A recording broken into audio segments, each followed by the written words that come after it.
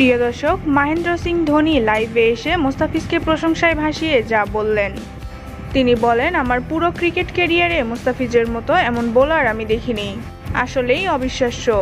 এক কথায় বলতে গেলে তার মতো প্রতিভা অন্য কোনো বোলারের মধ্যে নেই। বিস্তারিত জানতে ভিডিওটি না টেনে সম্পূর্ণ দেখুন। এবারে চলমান কানাডা গ্লোবাল টি-20 লিগে যোগ দিয়ে টাইগার এই পেসার দেখালেন নিজের চমক। বল হাতে তার স্লোয়ার কাটারে প্রতিপক্ষ ব্যাটারদের করেছেন পরাস্ত। দর্শক, আজ বাংলা টাইগার্সের বিপক্ষে মাত্র 15 রান খরচ করে তুলে নেন 5টি গুরুত্বপূর্ণ উইকেট।